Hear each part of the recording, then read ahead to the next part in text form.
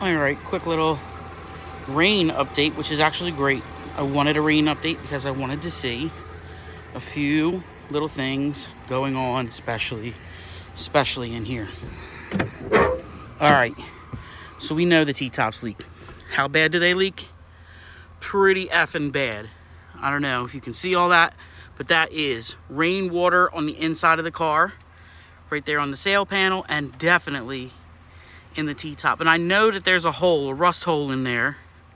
So we're gonna go ahead and probably what I'm gonna do for now is I'm gonna take some silicone and just cover it up, just to keep any more water out of the car for the time being. I know that if I do all of this, that means these T-tops are probably gonna be permanently sealed to this roof for the time being, which is fine. I'm totally fine with that because this roof is getting cut out. So I think we're gonna make the decision to go ahead and try to save this car. Now that all depends on what these floors look like after I get everything out, as far as, things that could be rusted. Once we disassemble the car, we'll really definitely know about where we're at. But for the time being, to keep the water out of it, I don't know if you guys just seen that drip. Yeah, if you look right there, you can see the culprit. Anyway, we're gonna go ahead and try to save the car. That means trying to seal it up as best as I can for now to prevent any more water getting in here. Try and shop vac as much of the water out, and then start to disassemble the interior so I can get rid of anything that's wet, moldy, junk.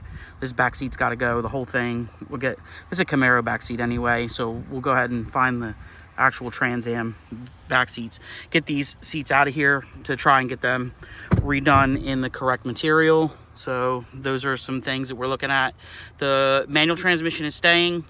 It will be a T56 Magnum at some point.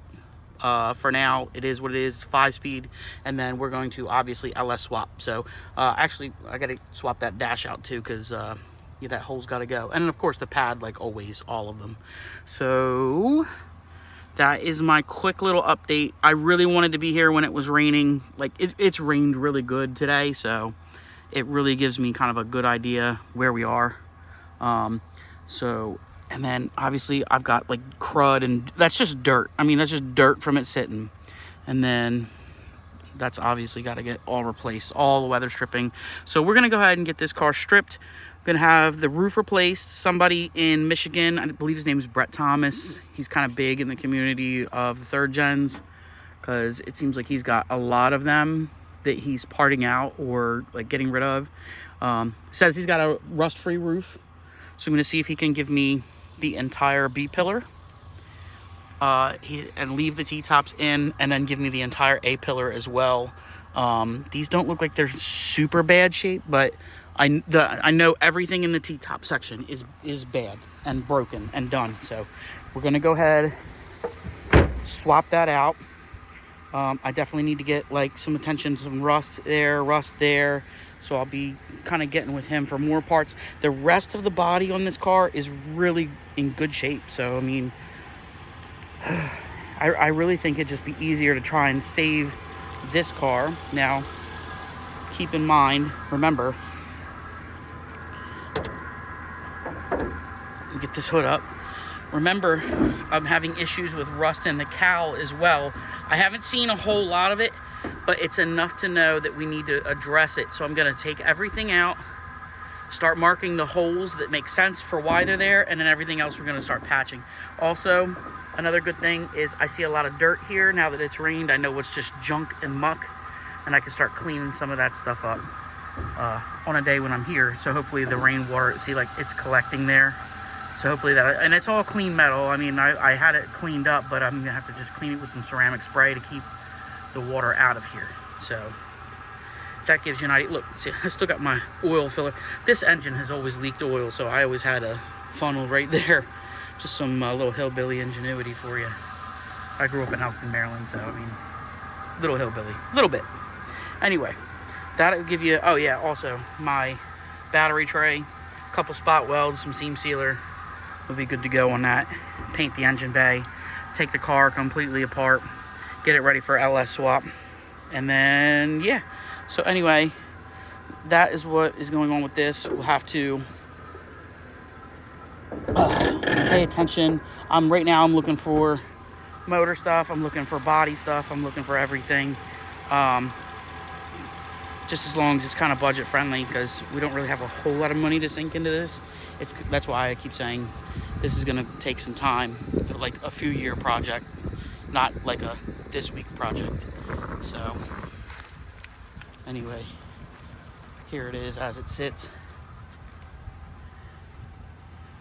So yeah, anyway, thanks for joining along. If you have any questions, let me know. If you have any comments or any suggestions for me, also let me know.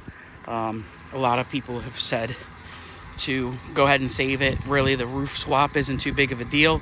Some people have already done it, and they've gave me some tips. Some people are like, this car's fit for the bin.